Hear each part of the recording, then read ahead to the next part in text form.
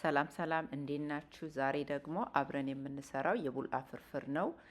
ቡልአ እንግዲህ በተለያየ መንገድ ይሰራል። ከነዚህ መንገዶች አንዱ የቡላ ፍርፍር ነው። የቡልአ ፍርፍር ስንሰራ እንደ ማንኛውም ፍርፍር እንደምንሰራው ነው ምንጀምረው።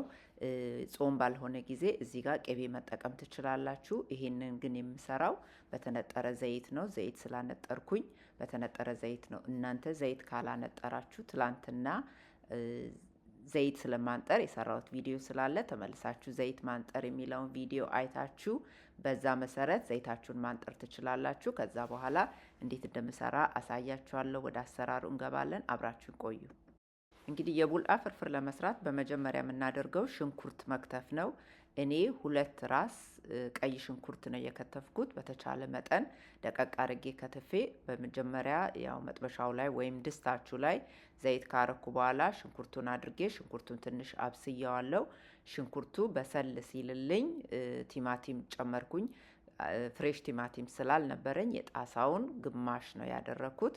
እናንተ እንግዲህ ሽንኩርቱና ቲማቲሙ እንደምትሰሩት ፍርፍር መጠን ወይም እንደ ቡልአው ፍርፍር መጠን ይለያያል። እኔ እዚህ ጋር ቲማቲም ጨምሬያለሁ። ቲማቲም አለመጨመርም ይቻላል።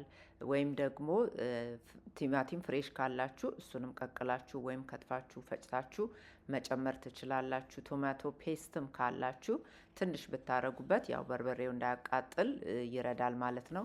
እኔ ግን ያ ሁሉ ስላልነበረኝ አጋጣሚ ሆኖ የጣሳው ደቃቁ ሳይሆን ዳይስ የሆነው ስላለ ከሽንኩርቱ ጋር አብስዬ ከዛ በኋላ በርበሬውን ጨመርኩኝ። ያው ከሽንኩርቱ ጋር ስታበስሉት ቲማቲሙ ይበስላል፣ ይሞታል እና አብሬ ቲማቲሙንና ሽንኩርቱን ካበሰልኩ በኋላ በርበሬ አደረኩበት። በርበሬውን በደንብ አድርጌ አቁላላሁት።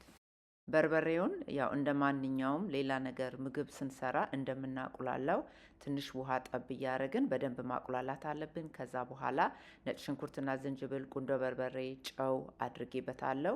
እነዚህ ነገሮች አድርጌ በደንብ አድርጌ አቁላላሁት። ከዛ በኋላ ያው ውሃ ጠብ እያደረጋችሁ ታቁላላችሁ። ግን ብዙ ውሃ አይደለም የምንጨምረው፣ ትንሽ ያው እንዳይዝብን ብቻ ነው። ትንሽ ትንሽ ቶሎ ቶሎ እየጨመርን በደንብ እናቁላላዋለን።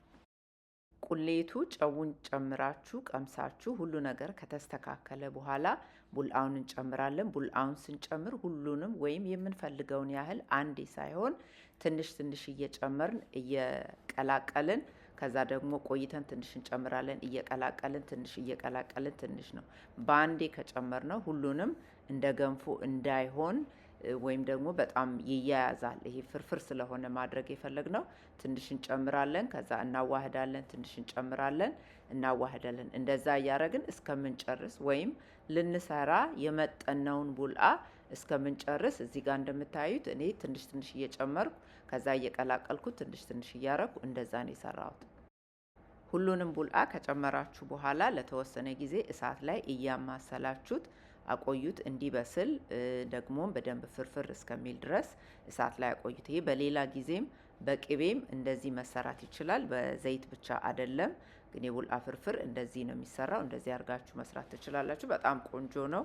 በጣም ይጣፍጣል። ከቁሌቱ ጋራ ቡልአው አንድ ላይ ሆኖ በጣም ይጣፍጣል። በተለይ ደግሞ ቡልአ ገንፎ ለማይወዱ ሰዎች ይሄ በጣም አሪፍ ነው። ቡልአ ገንፎ የሆነ ዝልግልግ አይነት ስለሚል አንዳንድ ሰው አይወደውም።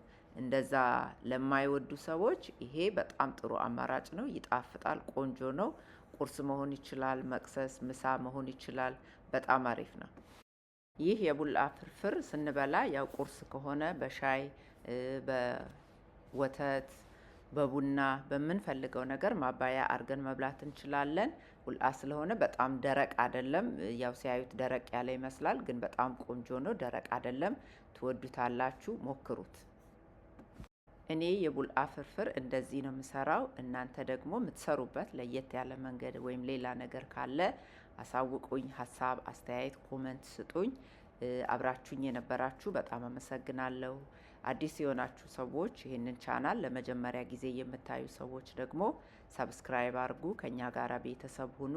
በሚቀጥለው ጊዜ በሌላ ቪዲዮ እስከምንገናኝ ድረስ ሰላም ሁኑ።